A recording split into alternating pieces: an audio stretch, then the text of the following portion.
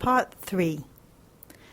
The third key requirement is to meet the monitoring and reporting requirements, and this slide provides an overview of these.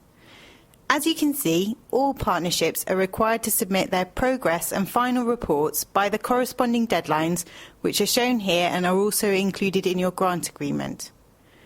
We will provide you with more information about how to complete the reports before the relevant deadlines.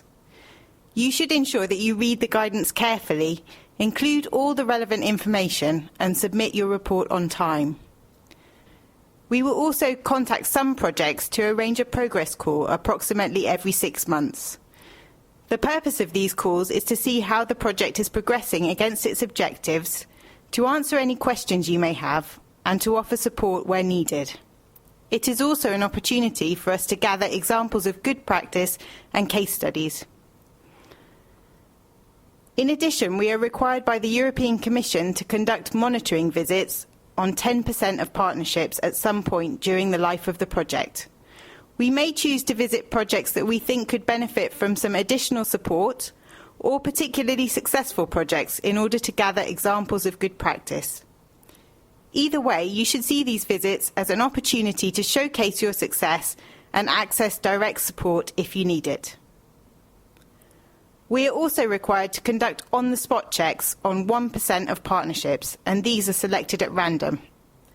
If you are selected for an on-the-spot check, we will let you know in advance, and we will ask to see evidence that the required mobilities and project activities have taken place.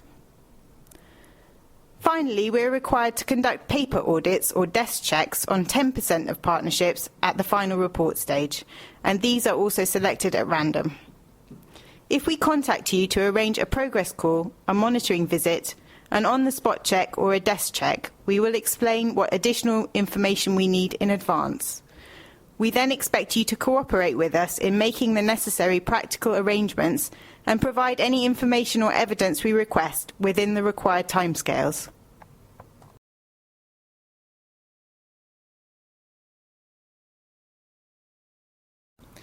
In addition to submitting your progress and final reports by the deadlines, you must also ensure that you include sufficient information to allow us to make a meaningful assessment of your project.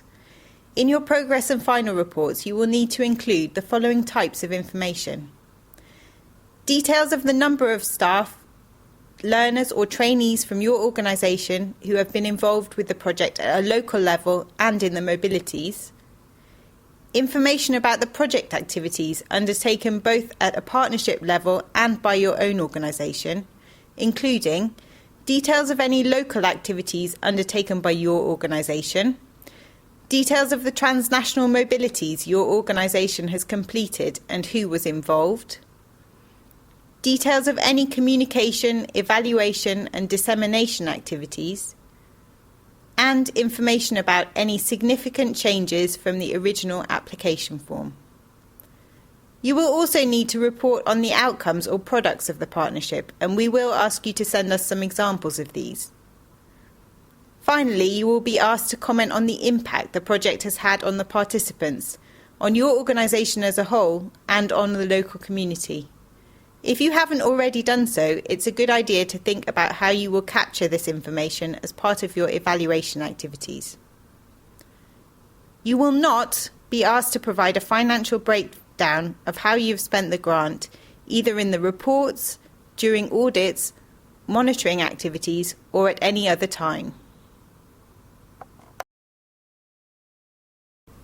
Whilst we don't require you to keep any receipts or breakdown of expenditure, we may want to see evidence that the required number of eligible mobilities have taken place and that you are achieving the objectives of your project. Therefore, you must ensure that you keep the following documents in case you are ever audited. For each mobility undertaken by your organisation, you must keep original boarding passes or tickets for both the outward and return journeys, and/or signed certificates of attendance issued by the host partner. To be safe, we would recommend that you keep both types of evidence wherever possible. There is no specific format for a certificate of attendance. However, as a minimum, you should include the following type of information: the project title, the participant's name, the name and location of the host organisation, and the start and end dates of the visit. They should also be signed in original by the head of your partner organisation. You must also keep proof that the project objectives have been achieved.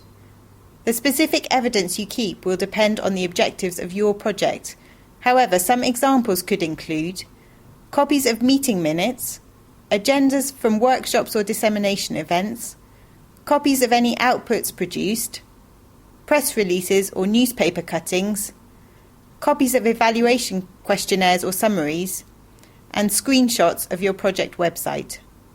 It is important to remember that you could be audited up to 3 years after the project has ended, so you should ensure that you keep all the evidence for the project together somewhere safe until then.